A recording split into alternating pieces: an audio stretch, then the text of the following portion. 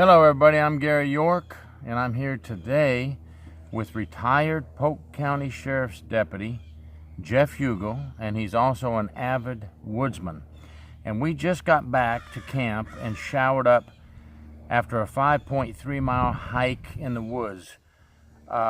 Jeff, I appreciate you taking me out today and showing me some of the hiding places that escaped felons may use.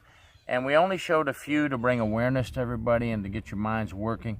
Jeff, what were we on today? How many acres of property? 30,000 acres, Withlacoochee Forest. 30,000 acres at the Withlacoochee Forest in Central Florida, which has from very thin to very dense brush. And we wanted to pick an area that would show how tough the terrain can be and how hard it can be to find an escaped felon. And Jeff, why is it so important for officers to stop and think and even research their policy on escapes and know their terrain? Why is it important for officers to know what they're getting into before they go out on an escape and recapture? Well, that's easy. It's officer safety, your safety, as well as the other ones you're with. And at the end of the day, we all want to go home safe. That's right. And you know, I hope that the officers are looking at their escape policies and procedures at their prison, and I hope that the prisons throughout the country are doing some type of training so that officers at least know what to do if they get called out. You could get called out to be on an escape and recapture mission at any time. You may be working your dorm and another prison needs assistance, and all the officers are called in and asked to go help. And now you're going to see Jeff. He's going to do all the talking from here on out in the woods. Thank you for watching. True Prison Stories, please subscribe. There's 30,000 acres out here where an inmate could hide. If you come out here and you're looking for an inmate or a fugitive, you better have your ducks in a row, and you better be well armed, and you better have a large group, because you have a lot of territory to cover. Come up on fallen trees like such as this one. You see an escaped convict, he could hide underneath it or dig around it and hide under it. And as you're walking by, he could come out and ambush you, or he could be in there seeking cover from the elements. And you have to be very, very careful when you walk up on stuff like this, just in case he could be buried under there. And we all actually had an officer shot in an incident just like this, where the inmate, the escaped convict, was buried underneath the tree. And as the officer was walking by looking for him, the inmate came out and ambushed the officer and killed him.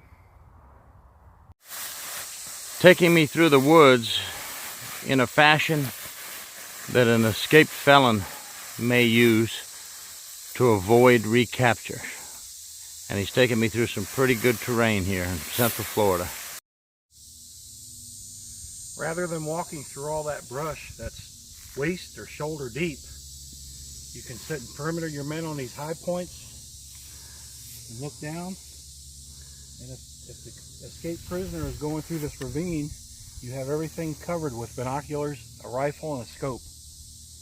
And you position your men on this ridge, this high ridge, and you can see almost a mile with clear visibility. Use the terrain to your advantage, correct? Absolutely. Every time you come into an area such as this where you have concealed cover like these boulders, always proceed with caution, because there could be a fugitive hiding underneath them or behind them, and if you walk out, you're dead meat. So always be aware of your surroundings and always stop and listen so you know what's going on. You got to be able to hear as well as see what's going on around you. The woods behind me, as you can see, can become very hard to maneuver through, become very dense. Always remember that we have several other options that we can use to help us.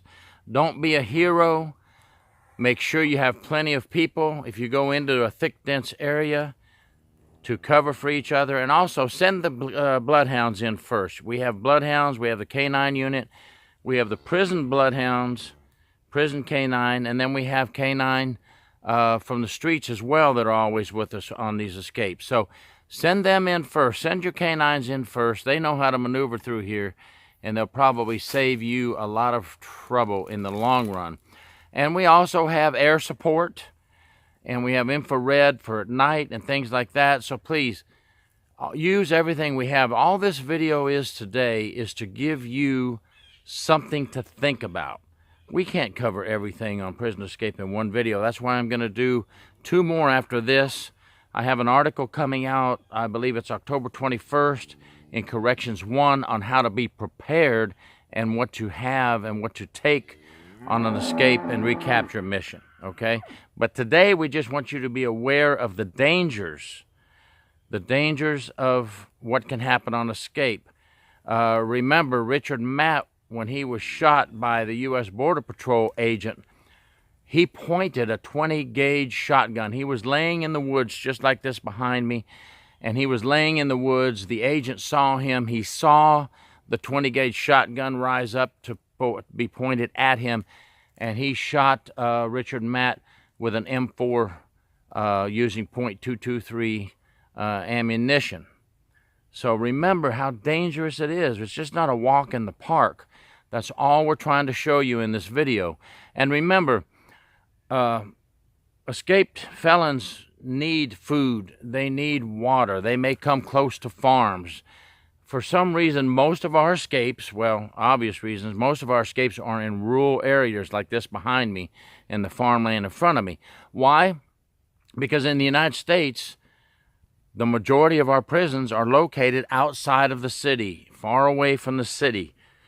And that is why we have more escape manhunts in the woods than we do in the city.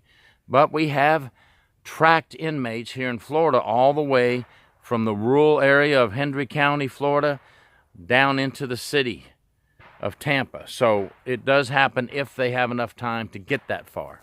But most inmates are captured in the woods or in a rural area, and they're going to need food and water. And if they come up to a pond or a river, they will go to that area. That's what they're looking for. Ponds, rivers, they're going to need water. They know that. So most of them don't have water when they escape.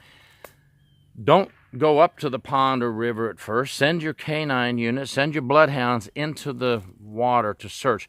Here in Florida, several inmates have been recaptured, found submerged under the water in a lake or a pond or a river, hiding from the officers and search teams looking for them. So just work smart and use your bloodhounds and canines and things like that to your advantage. Use the terrain to your advantage.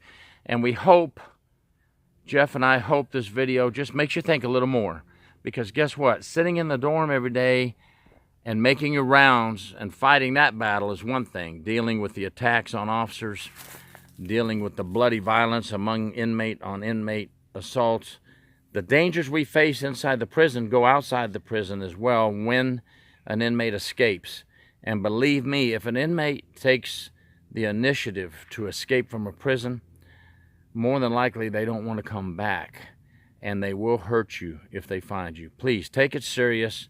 Read your policies and procedures on prison escapes and do some things on your own. That's what we're going to talk about in my next escape and recapture video. Thank you for watching True Prison Stories. Gary York. Oh, I hear shots in the background. Thank you.